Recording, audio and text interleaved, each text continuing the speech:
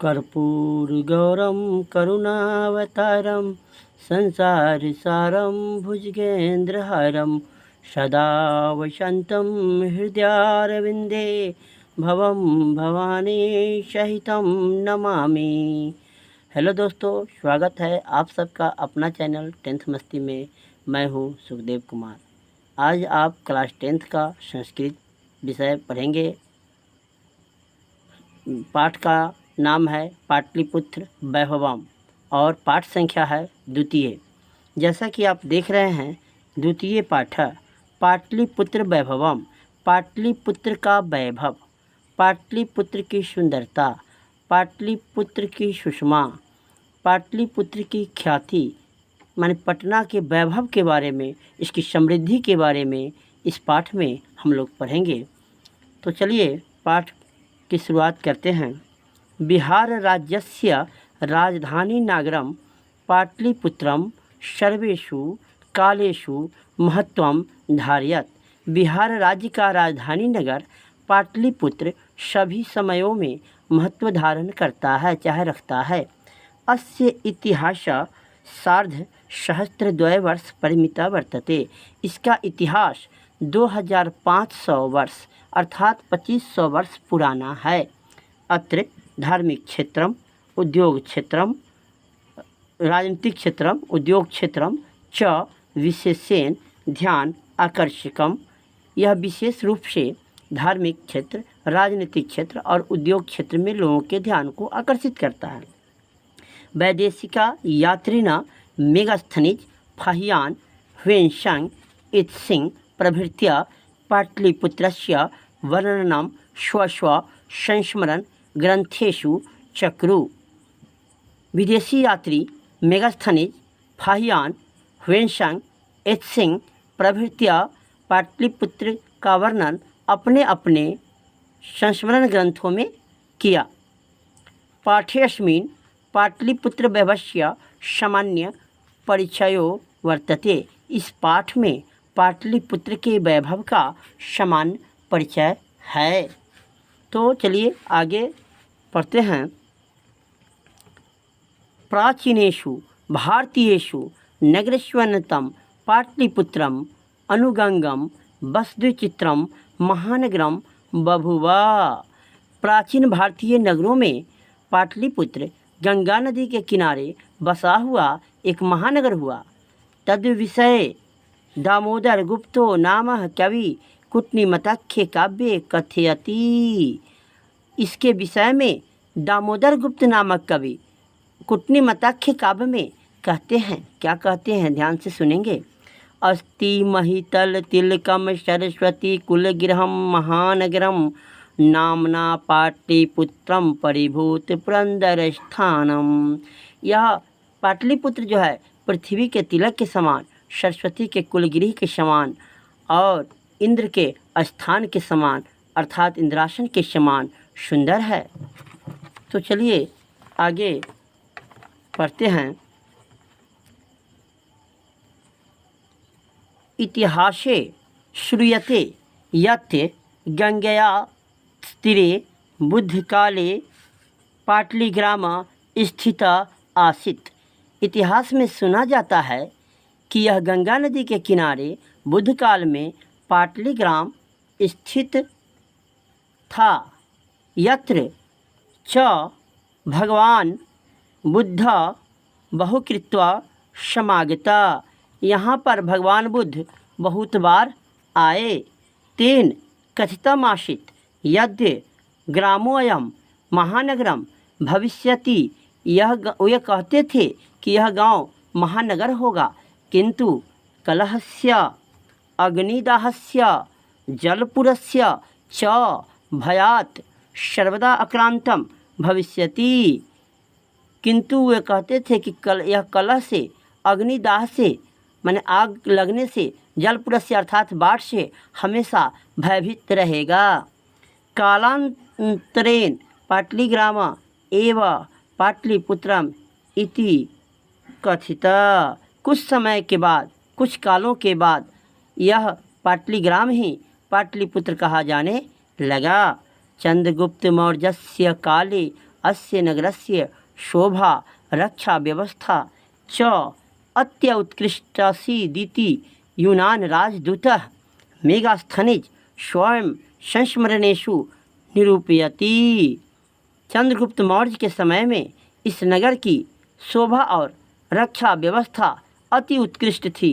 यूनान राजदूत मेगास्थनीज अपने संस्मरण ग्रंथों में निरूपित करते हैं। अस्य नगरस्य वैभवं प्रियदर्शिना अशोकस्य समय सुतरां समृद्धम। इस नगर का वैभव प्रियदर्शिनी अशोक के समय सुंदर और समृद्ध था। बहुकालं पाटलिपुत्रस्य प्राचीना सरस्वती परंपरा प्रावर्तत। बहुत लंबे समय से पाटलिपुत्र की प्राचीन सरस्वती परंपरा चली आ रही है। इति राजशेखर स्व काव्यमीमांसा नाम के कवि शिक्षा प्रमुखे ग्रंथे सादरम स्मरति। राजशेखर अपने काव्य मीमांसा नामक कवि शिक्षा प्रमुख ग्रंथ के में सादर स्मरण करते हैं, यानी याद करते हैं। अत्रोपवर्ष वर्षाविह पनेनी पिंगलाविह व्याडी बरूचि पतंजलि यह पृक्षता ख्यातिम उपजंगमो। यहाँ वर्षों से पनीनी, पिंगल, व्याडी, बरूचि, पतंजलि, परीक्षित जो है ख्याति अर्जित कर रहा है। आगे है कतिपयेषु प्राचीन संस्कृत ग्रंथेषु पुराणादिषु पाटलिपुत्रस्य नामान्तरणं पुष्पपुरं कुसुमपुरम वा प्राप्यते।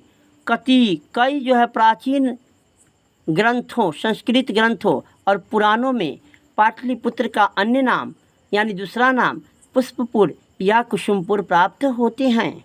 अनेन ज्ञायते यत् नगरस्य समीपे पुष्पानां बहुलोत्पादनं भवति अस्मा। इससे ज्ञात होता है कि इस नगर के समीप में पुष्पों का यानी फूलों का बहुत उत्पादन होता था।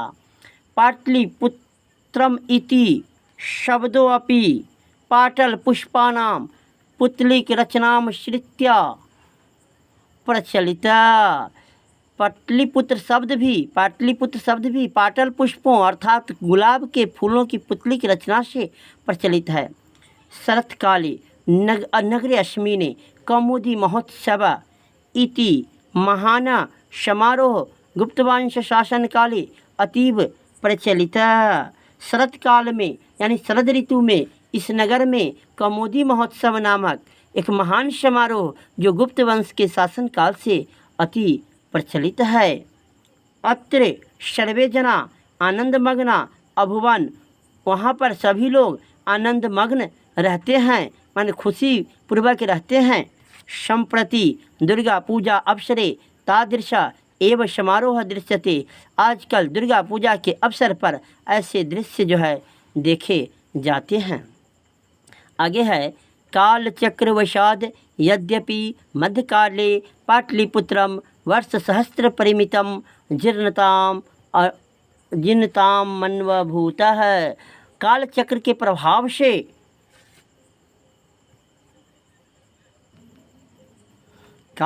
प्रभाव से मध्यकाल में पाटलिपुत्र बहुत लंबे समय से खराब स्थिति में थी। तस्य संकेत अनेकेषु साहित्य ग्रंथेषु मुद्रा राक्षसादिषु लभ्यते। इसका संकेत जो है अनेक साहित्य ग्रंथों जैसे मुद्रा राक्षस से प्राप्त होते हैं। मुगल वंश काले अस्य नगरस्य समुद्धारो जाता। मुगल वंश के काल में यह नगर का समुद्धार होता है, फिर से उद्धार होता है। आंग्ल शासन काले च पाटलिपुत्र से सुतराम विकास हो जाता। अंग्रेजों के शासन काल में इस पाटलिपुत्र का सुंदर विकास होता है। नगरमिदं मध्यकाले एव पटनेति नामना प्रसिद्धम गात। मध्यकाल में यह नगर पटना नाम से प्रसिद्ध हो गया। अयम च शब्द पतनमिति शब्दात निर्गता। यह शब्द भी पतन शब्द से निकला हुआ है। नगर से पालिका देवी, पटन देवी अद्यापि पूज्यते। नगर की पालिका देवी पटन देवी आज भी पूजे जाते हैं। सम्प्रति पाटलिपुत्रम अति विशालम वर्तते। पाटलिपुत्र आजकल जो है बहुत विशाल है और बिहार से राजधानी च अस्ति और बिहार की राजधानी है। अनुदिनम नगरस्य विस्तारः भवति। दिन प्रतिदिन नगरों का विस्तार हो रहा है। अस्य उत्तरस्यम दिशि गंगा नदी प्रवहति। इसके उत्तर दिशा में गंगा नदी बहती है। तस्या उपरि गांधी सेतु नाम एशिया महादेशस्य दीर्घतम सेतु किंच रेलयान सेतुरपि निर्मीयमान वर्तते। इसके ऊपर गांधी सेतु नामक जो एशिया महादेश का सबसे बड़ा पुल है और इसके ऊपर रेलवे जो है पुल निर्माणाधीन है। नगरे अस्मिन् उत्कृष्ट संग्रहालय, उच्च न्यायालय, सचिवालय, गोलगृहम, तारामंडलम, जैविक उद्यानम, मौर्यकालिक अवशेष, महावीर मंदिरम इत्यते दर्शनीय सन्ति। इस नगर में उत्कृष्ट संग्रहालय, उच्च न्यायालय, सचिवालय, गोलघर, तारामंडल, जैविक उद्यान, मौर्यकालिक अवशेष, महावीर मंदिर इत्यादि दर्शनीय स्थल है। प्राचीन पटना नगरे सिख संप्रदायस्य पूजनीयं स्थलं दशम गुरु गोविंद सिंहस्य जन्मस्थानं गुरुद्वारेति नामना प्रसिद्धं वर्तते।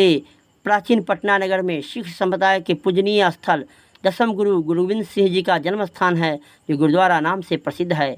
तस्य देशस्य तीर्थयात्रिणा दर्शनार्थम आयन्ति। यहाँ पर अनेक देशों से तीर्थयात्री दर्शन के लिए आते हैं। तो चलिए थोड़ा सा और है, आगे देख लेते हैं। एवं पाटलिपुत्रम प्राचीन कालात अद्यावधि विभिन्नेषु क्षेत्रेषु वैभवं धारयति। इस तरह से पाटलिपुत्र प्राचीन काल से आज तक विभिन्न क्षेत्रों में वैभव को धारण किए हुआ है। सर्वम च संकलित रूपेण संग्रहालय दर्शनीयम इति। इस सब का संकलित रूप जो है संग्रहालय में देखे जाते हैं। पर्यटन मानचित्रे नगरे विदम महत्वपूर्णम। पर्यटन के मानचित्र में यह नगर महत्वपूर्ण है। पाटलिपुत्र नामक यह अध्याय समाप्त हुआ। तो आप इस वीडियो में पाटलिपुत्र वैभवम नामक पाठ पढ़े और अगला पाठ जो है आप अगले वीडियो में पढ़ेंगे। और इससे पहले यदि आप मेरे चैनल पर नए हैं तो मेरे चैनल को सब्सक्राइब करें, लाइक करें और अपने दोस्तों से शेयर करें। मिलते हैं अगले वीडियो में। Thank you for watching.